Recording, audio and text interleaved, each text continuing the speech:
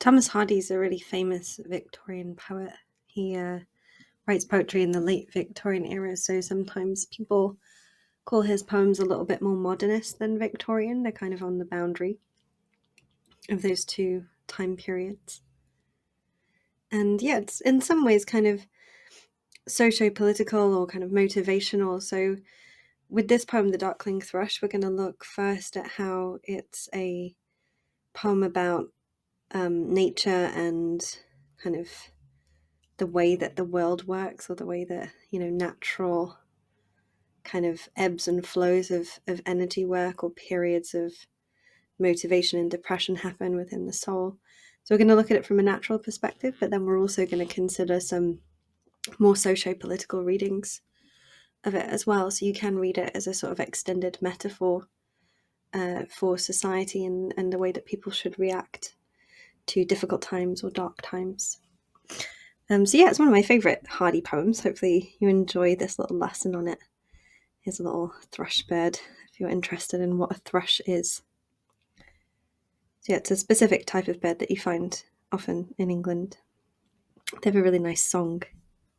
So to start off, I want you to just, I think you can see the whole poem there. I want you to just pause me and read this poem aloud to yourself. So you might notice that there's a few difficult words here. We'll go through the vocabulary in a minute.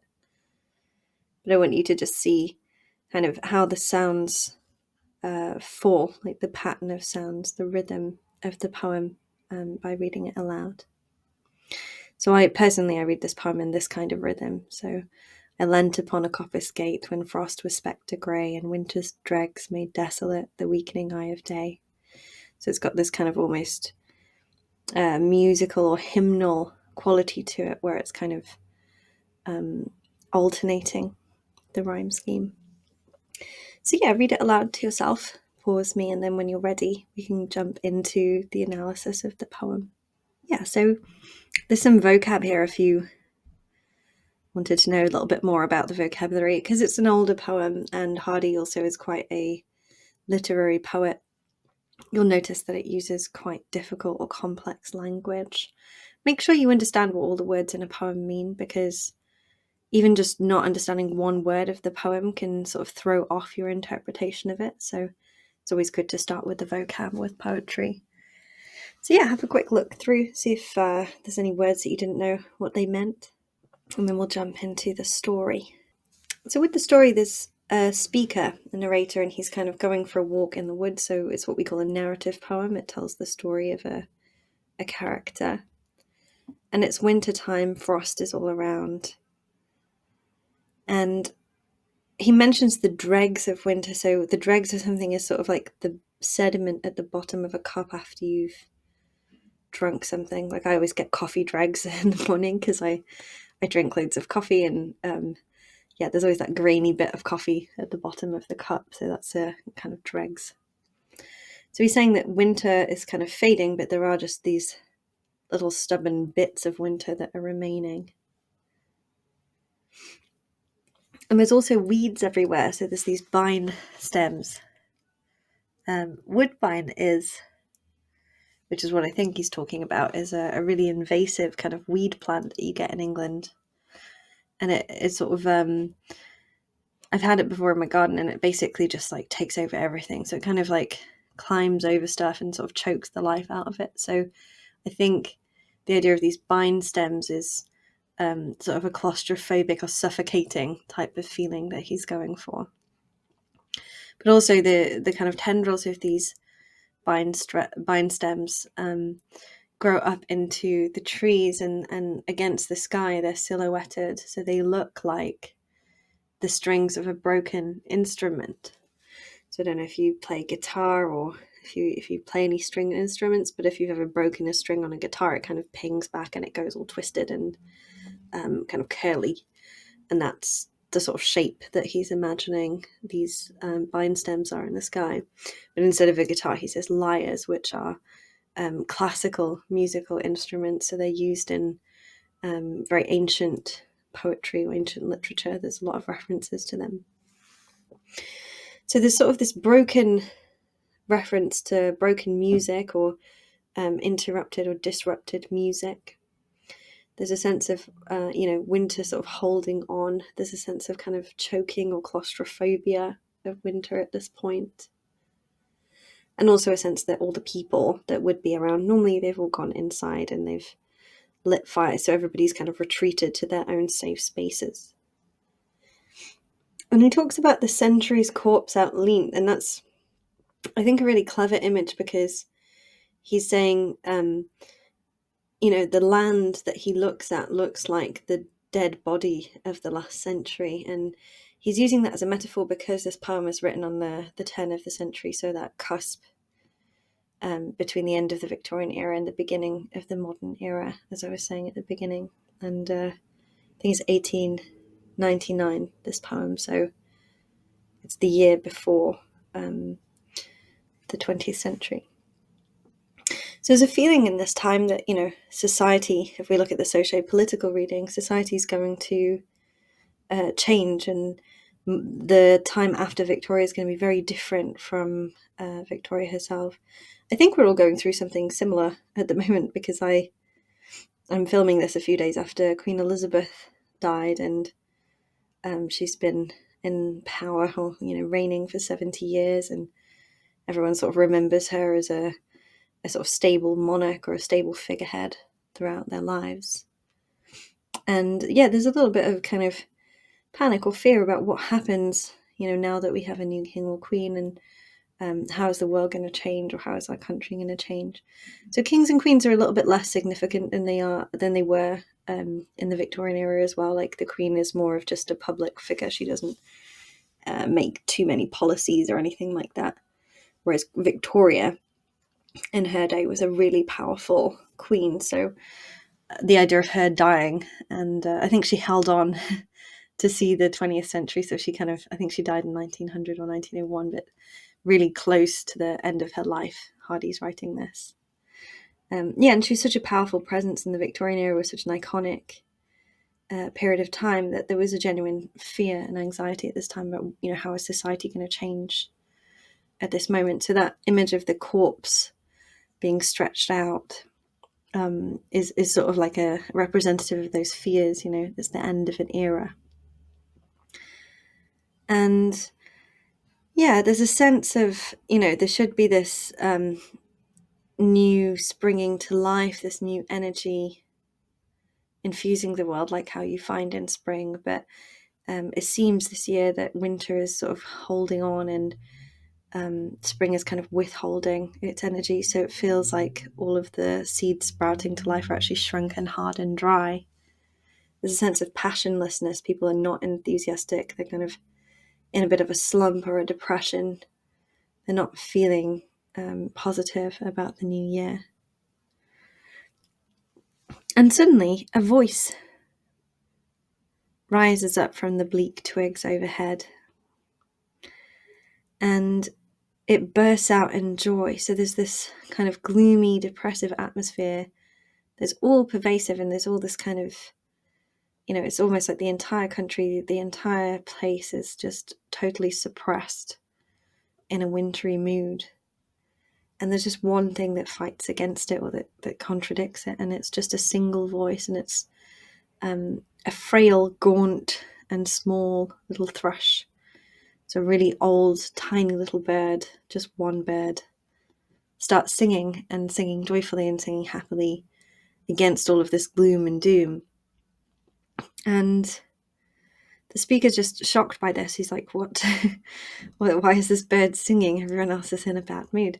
So he says that, so little cause for caroling. So there was really no reason for him to sing like this. But he sings this sound that covers the earth, and it feels spiritual. It feels like a blessing, that there's some hope, there's some positivity, there's motivation to keep going. And so even though the narrator is not feeling hope himself, he's kind of spiritually uplifted and nourished and kind of revived by the sort of like complete positivity of this little bird, and its refusal to be depressed at the fact that it's still winter. So it's really interesting, the juxtaposition of one tiny little bird that's old and small, but has this powerful voice, and the rest of the world that's just kind of in this suppression. It's sort of about how powerful positivity can be, or how powerful individuals can be, and how a single, positive act or positive voice can really make a big difference in people's lives. So I really love the message of this poem because it's so uplifting and so motivational and positive, and it kind of, it gets you through the like if you've got like difficult times or you're feeling worried or that kind of thing. It's a really good poem to read and to analyze for those types of moments in your life. So we're going to jump a little bit more deeply into it. I'm going to whiz through this stuff, but feel free to go to the scribbly.com website and download this document if you want a bit more detail on it, or you want to take more time with it. So I'm just kind of whizzing through it for the sake of keeping the lesson to a reasonable length, because this is one of the poems that I really love, and I could just talk about it for an hour, but I don't really want to kind of bore you. So so I'll whiz through a little bit. So yeah, it's an extended metaphor for time periods in history or society, the natural fluctuations in life, possibly the natural fluctuations in somebody's own moods. The fact that we can go through periods of everything going well and feeling happy, and then periods of more sad or difficult times. So it's kind of an extended metaphor, this forest and this woods and the guy going for a walk and the bird. They're all really symbolic representations of society itself. So you can, like I said, analyze it as a straightforward nature poem, but you can also analyze it more on that socio-political, symbolic level. So one of the most important things I think with this one is the visual image of the thrush. So it's really significant, all of these adjectives that Hardy uses here: aged, frail, gaunt, and small. He's kind of throwing adjectives at us there. It's really like hammering home the point of how physically weak this bird is. He's obviously had a bad winter too, and he's obviously not doing that well physically, but his spirit, something about his energy, propels him forwards and makes him very powerful, even though he's physically looking, very unassuming and weak. I like blast beruffled plume. It's an interesting kind of set of plosives. So you've got BBP as these kind of, also D in there, these kind of plosive sounds. So it conveys the sort of like buffeting of the storm, the fact that he's had this like difficult winter or this difficult weather to sort of that he's had to sit tight through, and feels like he's been kind of oppressed through the use of those plosives. Like there's a lot of pressure upon him, and yet he still produces this ecstatic sound. He's still full of joy and strength and positivity. There's a lot of heavy words as well that I picked up on through this idea of consonants. So gate, grey, dregs, germ, it all kind of creates this suppressed atmosphere or this suppressed mood. So the sound of the letters and the words in this poem is really significant, and it's a good thing to analyse in really precise detail if you're doing an essay on the poem. So structurally, I did mention briefly the ABAB rhyme scheme or alternate rhyme scheme, where it kind of oscillates back and forth.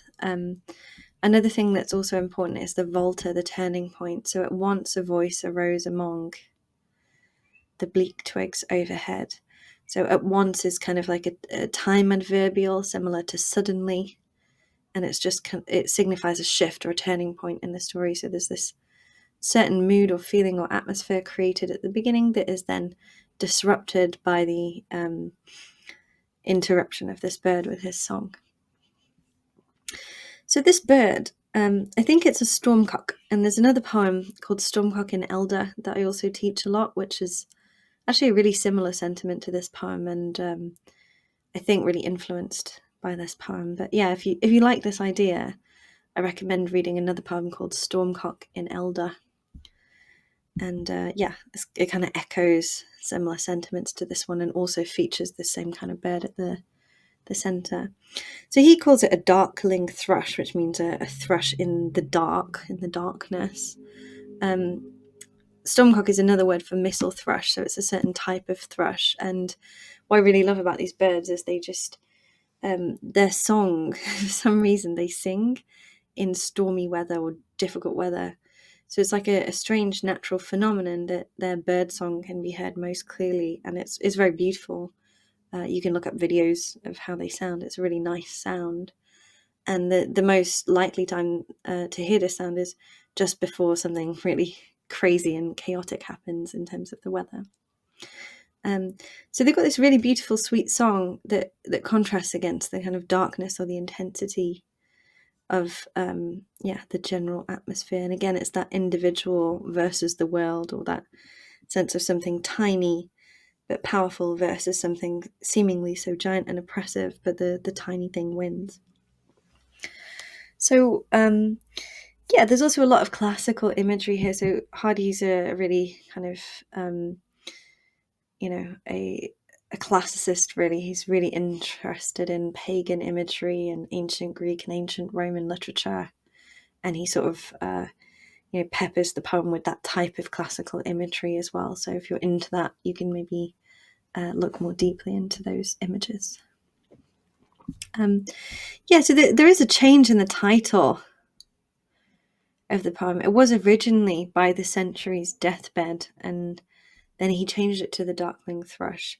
So if you want a little task, you can kind of maybe think about the contrast in those two titles. So this one here, By the Century's Deathbed, versus The Darkling Thrush. Which do you prefer? Why? What is the difference to the poem if the title's changed? It's quite a nice, interesting little task to do there.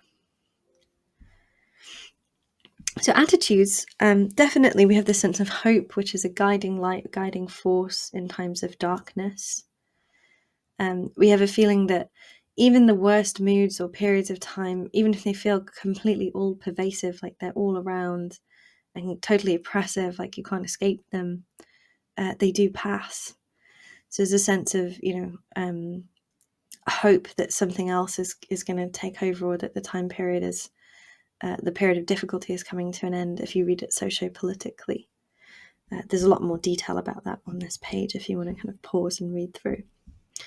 So also a sense that nature is cyclical, that, ebbs and flows, ups and downs, they're a natural part of the mechanisms of the universe, and we should sort of honour and respect them rather than being annoyed if everything's going badly, or kind of complacent if everything's going well and just expecting it to continue that way. That we should really appreciate the ups and downs, and the little moments that kind of pick us up when we're in a downturn or a down phase. And you can see that in terms of an individual's psyche and their psychology and their mood, or you can see that on a more general level if, like, the people of a country are feeling a certain way. There's a few exercises and essay questions here. There's also some themes to kind of look into in more detail. I recommend basically going through these themes and sort of making little mind maps and looking at quotes that connect to the themes and thinking about what you think the message is behind each theme, because that will really open up the poem further for you. And then if you want more resources or you want to download this document, you can also go to scribbly.com, because we've got lessons there and documents and all sorts of stuff. Hopefully you found that really useful. Hopefully you enjoy this poem, because I really love this poem. It's one of my favourites, I think, ever.